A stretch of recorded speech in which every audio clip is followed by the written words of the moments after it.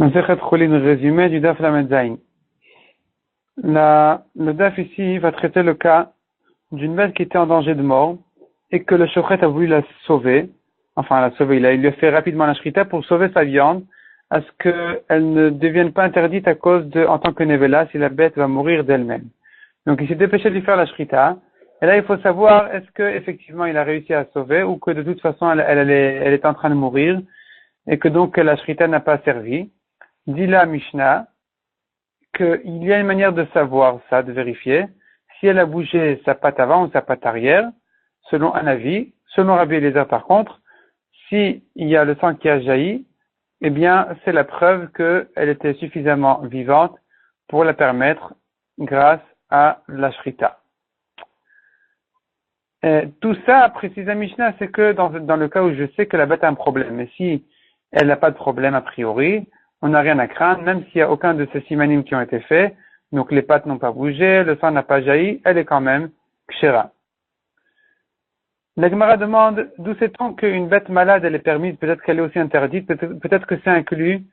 Déjà, il y a un passage qui dit Zot achaya sher tochelu, vous mangerez une chaya c'est une a priori, selon la Havamina, on aurait pu comprendre que c'est une bête vivante, pas une bête qui doit mourir à chaque instant. Donc j'aurais pu croire que c'est interdit. Répond la Gemara du fait que la Torah interdit le nevela, je comprends que tant qu'elle n'est pas nevela, tant qu'elle n'est pas morte, elle est permise. Parce que si elle était déjà interdite de son vivant, la Torah n'avait pas besoin de m'ajouter ce problème-là de nevela à sa mort. C'est-à-dire, évidemment, de son vivant, elle était déjà interdite. Donc, après sa mort, évidemment qu'elle est interdite. Il n'y a pas de permettre. La Gemara repousse ça d'abord en disant que peut-être que de son vivant, donc, elle est interdite à cause d'une mitzvah tassé, donc du assez qui dit tu mangeras la vivante mais pas la malade. Et si on lui a fait la shrita, eh bien celui qui va la manger va transgresser ce assez. Si elle est morte d'elle-même, il va s'ajouter sur ce assez encore une mitzvah lotase qui dit ne mange pas la bête morte, la nevela. Donc la Gemara dit effectivement on n'a pas de preuve d'ici. On a une autre preuve d'un autre passage qui dit ne mange pas la tréfa. Ne mange pas la tréfa. Je comprends que la malade, tu peux la manger. Parce que si la malade, tu peux pas la manger, évidemment que la tréfa, à qui manque quelque chose dans son corps, évidemment qu'elle est aussi interdite. Donc si la Torah interdit la tréfa, je comprends que non, que si elle était malade, elle est permise. Demande à Gemara, mais peut-être que la tréfa, ça inclut aussi la malade, qui dit que non.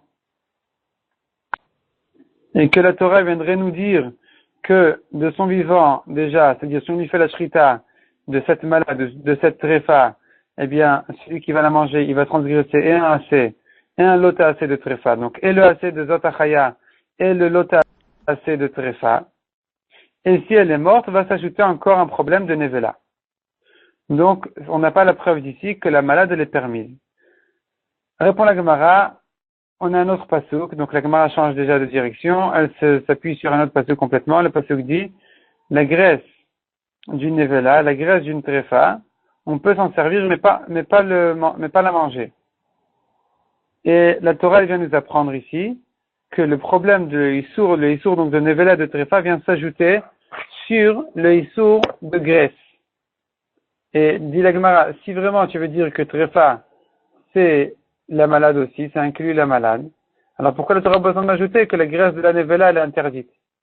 Si déjà la graisse de la tréfa, donc de la nevela, de la malade ou de la tréfa, elle est interdite, évidemment qu'après sa mort, c'est aussi interdit.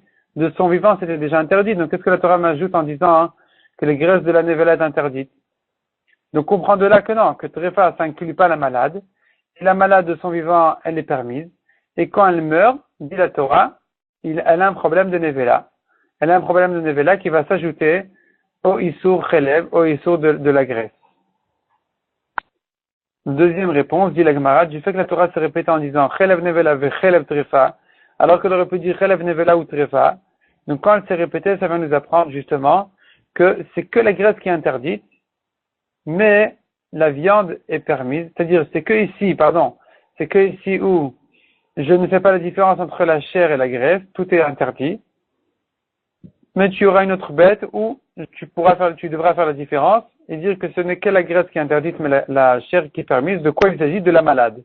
Donc la bête malade ou la bête qui est en danger, elle est permise. Troisième troisième preuve que cette bête-là qui est en danger, elle est permise, c'est du fait que Yechezkel a dit, a raconté sur lui-même, voilà, je n'ai jamais mangé une bête pareille, une bête qui était en danger, à qui on a fait la shrita rapidement, je n'ai jamais mangé de cette bête-là. On comprend de là que c'est spécial, c'est une qualité spéciale.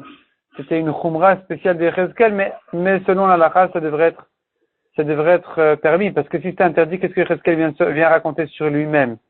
Quelle grandeur il y a de ne pas manger de la viande qui n'est pas cachère. Donc on comprend de là que la viande est cachère, et Yechezkel dit, non, moi je me suis retenu, j'en ai pas mangé.